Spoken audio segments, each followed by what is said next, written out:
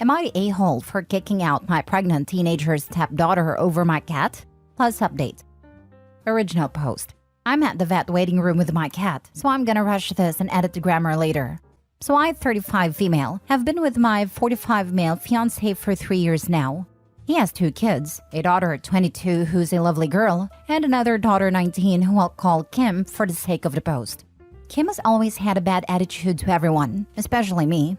Now, before anyone assumes, my fiancé has already divorced his ex 2 years before we even met, and his ex is a nice person who I get along with very well, so there's no hate from her end either. Kim is 3 months pregnant and living with us because we have more room for her and the baby. The baby daddy stays sometimes, but he has 2 jobs, along with studies, so it's mainly been me who's taking care of her. So the main issue. Today her boyfriend came over, so my fiancé suggested we let them have the house to themselves and go for a walk. About 2 hours later, I came home and noticed my cat missing, who Kim hated and wanted me to get rid of. I asked her where he was, and Kim said he ran out the door, which I knew was BS, because Whiskey's an elderly cat who wouldn't even go out on the porch if I didn't bring him. So I checked the ring camera, and as expected, Kim threw Whiskey out that ran him off. My fiancé tried saying Kim is pregnant, her hormones were all over the place, and pregnancy brain messes with women, that he was gonna bring up getting rid of Whiskey for the baby's sake anyway. I was in tears, till I looked over at Kim with that smug, satisfied look on her face. I freaking lost it. I got up in her face and screamed that she had 1 hour to find my cat, or all her stuff would be in the dumpster, and I was done being her slave. She said she wasn't looking for my stupid cat, and to back off as she was pregnant. My fiancé told me to come down and that would look for the cat. I told him no, I would look for my cat. And when I got back, his daughter better be gone. And if he has issues with that, he could go too. Because I was sick of dealing with this little witch of a daughter, who everyone, including her own parents and boyfriend, avoids. I didn't wait for them to respond. I did hear her cry though. As you know, I found my cat. He was hiding in some bushes and it took 20 long minutes to find him. When I arrived home, they were both in the living room. My fiancé said he wanted to talk, but first, he said I owed Kim an apology. I told him to screw himself, and she better start packing. She's had her boyfriend's family home as far as I know, and my fiancé is not talking to me. Now for the top comments before reading the update. Not the a-hole. Pregnancy hormones do not cause you to be cruel to an elderly pet. That's just vicious entitlement and garden variety meanness. You don't owe her an apology. She should be begging for your forgiveness, and so should your fiancé. But pregnancy hormones are a good excuse coming from the accountability-lacking father of an entitled spoiled brat. How can you ask the daughter to take responsibility for her actions? It's her mere biology betraying her angelic nature. I hope OP do not forgive either of them though. They don't deserve it. Not the a-hole. Stepdaughter attacked your defenseless cat and got what she deserved. Curious if you owned a house? It's mine. Kick them all out. You deserve better, not the a-hole. Make sure you check with a lawyer to make sure they don't have rights to stay there. And the nanosecond you are legally clear, change the locks. Abandoned house cats do not survive long, and regardless of the jokes, cats do get very attached to their owners and suffer emotionally when they are separated. Not the a-hole. As a cat owner, I salute you. I mean, yeah, you might lose the relationship over this, but from the sounds of it, if this doesn't do it, something else likely will. In all honesty, I am not someone who likes pets. I've had them in the past, I've cared for them, always making sure they were safe, fed, got proper care and such, but I lack the ability to bond with them. And I support her kicking out the fiancé over this crap. I'm 100% in favor of the cat staying over the people in that house. I'm not into animals really, and I don't think in some cases someone should choose a pet over a significant other. Say partner is severely allergic, something like that. However, I totally support this. It's not even so much about the cat, but about all the things that kind of behavior shows. If she's willing to do all of that over or to a cat, and a fiancé was in on it, what other crappy and conniving ways will they act when it comes to other things? This entire situation says so much. And even if you're not an animal person, you shouldn't want any ill will to come to an animal. They were willing to hurt a cat, and also by proxy OP, and it was all plotted. OP should be very cognizant of their own safety when X comes first things, as well as for a period after. These people sound like they have no moral compass, and could be dangerous. Now for the update. So my now ex-fiancé's oldest daughter reached out to me to ask my side. I'll call her Kate. She's an animal lover like myself. Her father asked to stay with her for a few nights because he said I was having a breakdown over my cat. He basically made out that the cat escaped, and I went after poor Kim for not trying to catch him in her condition. Kate is a very smart girl, so she can see BS from a mile away. And obviously she knows her own sister, so she called Kim to ask her side. Kim was more honest. Basically, her and her dad planned it as some of you suggested.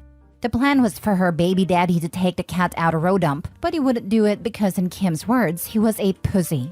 So they got in a fight about it, and Kim, thankfully being lazy, just kicked Whiskey out and ran him out of the yard. Kate told me the way Kim was talking about me and Whiskey, that even if she doesn't move back, she'd do something for revenge to Whiskey.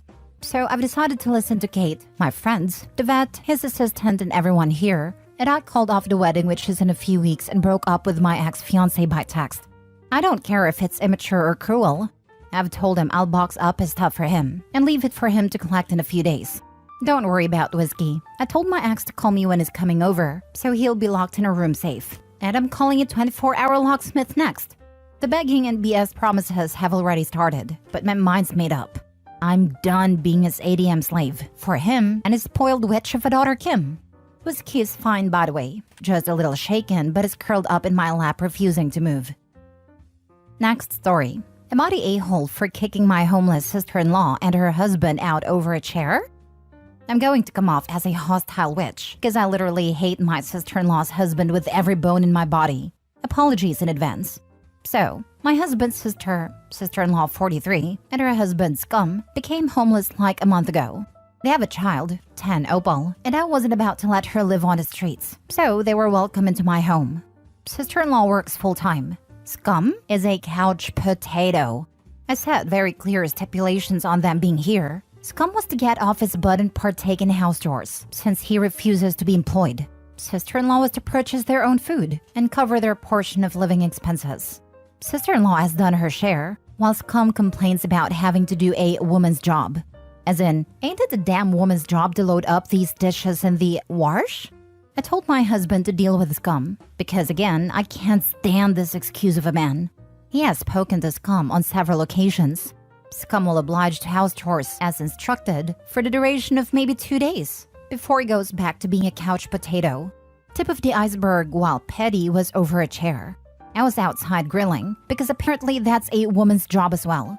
My husband and sister-in-law were both working. I wanted to sit down because I'm heavily pregnant and grabbed the nearest chair to me, which happened to be owned by Scum.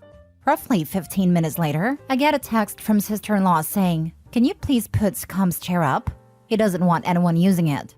I ignore the text and continue grilling and using Scum's chair, because it's all that's out there at that given time. Sister-in-law comes home maybe an hour later, sees Scum's chair still outside and says, "I texted you and asked you to put that up because Scum doesn't want anyone touching it." It asks why I ignore it, and I say, "It's a chair. Get over it." Scum comes in and says, "It's my chair, and I don't want anyone's fat in it." Bold, considering he's the only overweight one here. I told him to watch his tone, and he starts talking about how I'm gonna ruin his chair. He wouldn't let up, so I told him to get out. Sister-in-law then defends Scum, saying, "Anyone who has a problem with my husband has a problem with me." So I said, "Good, so you can leave too then." My husband is on my side, but I'm seen as a dirtbag and getting texts from out-of-the-state family members, saying that I'm wrong for kicking them out over a chair that wasn't mine to be using. Now for the comments. Not the a-hole. This isn't about a chair, it's about an unemployed sexist a-hole being rude to his hosts. If they are truly homeless now, I would consider taking in the niece, but the two parents can buzz off. I would have given him a chance to atone. I would have given his chair back, then screamed at him anytime he put his fat ass on any other furniture, including any beds. Make that bed, idiot. Lol. Nothing was stopping the unemployed fatso from going outside to fold up his own chair. I guess he considers that to be women's work too. In Opie's place, I'd have asked him what he actually considers men's work. Because he doesn't want to go to work, he doesn't want to do any work in the house or garden. What, in his opinion, is it that he is supposed to do? And if the answer to that is nothing, then how does he justify his existence? And why should anybody else support him? I feel so bad for your sister-in-law. You can't have the best self-esteem to be with a parasite like this. Not the a-hole. Unfortunately, her self-esteem is completely squashed. By herself, she's a damn good woman. She's funny, intelligent, and the life of the party. The man, though? It goes without say that for the past 11 years, people have been begging her to leave him. Some people can't be helped. Have you talked to sister-in-law about how her daughter is being impacted by her father's treatment of her mother? Does she really want her daughter growing up to think that it is okay to be treated like a workhorse while her husband sits on his ass? You mentioned that sister-in-law's self-esteem has been squashed. She needs a come-to-Jesus talk, that not everything revolves around accepting the treatment handed out by scum. She needs to put her daughter first, being a good role model, and helping her daughter grow into a successful, independent woman, not the a-hole. Tell the out-of-the-state family members to take them in, especially if they're not satisfied with how you did it. If they want to help so much, they can take them in. Last story. Am I the a-hole for punching my sister's fiancé? So I realized that title doesn't sound appealing, but hear me out. I, 32 male, and my wife, 33 female, have an 8-year-old daughter who is phenomenal and I adore her. And she has always enjoyed spending time with my sister, 27 female. Let's call her Clara, fake name, and she's engaged to her fiancé, 27 male Howard, fake name. So my wife and I were planning a trip to Honduras to see her grandmother, because she is sadly ill, and her wish was to see her granddaughter. And my wife wanted me to come for support. We wanted our daughter to come, but she hates planes and refuses to even step foot in an airport. So I asked my sister if she could come and watch her. She said yes, but Howard wasn't too happy about it. So I told them we'd be gone a week and I'd pay them when we returned. Unfortunately, my wife's grandmother wasn't doing any better and her health was getting worse. So the only thing keeping my wife happy was our daughter, who we called every day. The first 2 days she was happy and was saying how much fun she was having with Clara. But then on the third day, she wasn't very talkative, but we just assumed she was just tired. On the fourth day, she didn't even answer a FaceTime call. So I called Clara to find out what was going on. She claimed that my daughter was simply exhausted from all of the fun they had been having. I didn't really buy it, but I decided to disregard it. Now on the fifth day when I called my daughter, we heard yelling. So my wife called her friend Sarah to get our daughter and the police involved. We returned right away after explaining the situation to her family, who were very understanding. And as soon as we returned, we went to Sarah's house. Howard was yelling while playing Xbox, and it scared her so she dropped a plate. But Howard got upset and told her to clean up and drag her away from the camera. After we landed, we headed straight to Sarah, to which we saw our daughter, and she ran towards us crying and just holding us both. After a while, she let go and explained everything. So around the third day, Howard started yelling at her to clean or be quiet. And he wouldn't let her eat dinner because we spoiled her. And Clara was just letting it happen, telling her that she has to understand if she ever wanted a boyfriend. I was horrified, because who says that to an 8-year-old? When the cops arrived, they couldn't do much because everything appeared to be in order. But because my daughter wanted to go with Sarah, they allowed Sarah to take her. So I thanked Sarah and we drove home. When we arrived at our house, my daughter immediately went to her room while holding my wife's and my hands and said she wanted to sleep with all of us. I kissed her forehead and said I had to take care of some business, and she looked sad. But my wife held her and said, "Don't worry, Daddy will be right back." And that's why I love that woman. She always knows what I'm thinking. I drove to Clara's house and knocked on her door. She answered looking surprised, but before she could say anything, I forced my way inside and saw Howard drinking a beer. He looked at me and said, "The F you want?" I asked him why I treated my daughter that way, and he said that she needed to know how the real world works. When I called him an idiot for even saying that, he got up and walked towards me, thinking I'd be intimidated because he was taller. For context, I'm 5'8" and he's 6'2", but I've always been small my entire life and I never fight fair. So when he tried talking down on me, I hit him in his stomach so hard, he actually fell to his knees gasping for air. And after a little while, he started throwing up. Before I could do anything else, my sister stepped in between us and began yelling at me to get out. But before I left, I told her she was dead to me and they would never see my kid again. The next day, I got so many calls and texts from my family saying I could have handled the situation better. And Howard is in the hospital because he apparently can't breathe correctly. So now I'm wondering if I was in the wrong. My wife and her family say I wasn't at all wrong, but I keep thinking could have handled the situation better. So now I'm thinking I might be the a-hole. The guy had it coming. Your sister unfortunately is a tool, and Howard is gonna use her up and throw her out once he had enough of her. It is best to stay in no contact with her, because she won't have your daughter's safety in mind, especially with Howard running her life. Howard needed to learn how the real world works, not the a-hole. Ever notice that people who want to teach kids how the real world works are always justifying crappy behavior? Don't talk to anyone. They could record you. Guy could file a police report or sue you to cover medical bills. He advanced on you in an intimidating manner. You felt threatened. 2 against 1. Exercise your right to STFU. Mutually assured destruction. Howard takes it to the police, and OP explains that Howard was abusing his child. And they have the previous call and file that something was wrong, and they got the child out of the situation.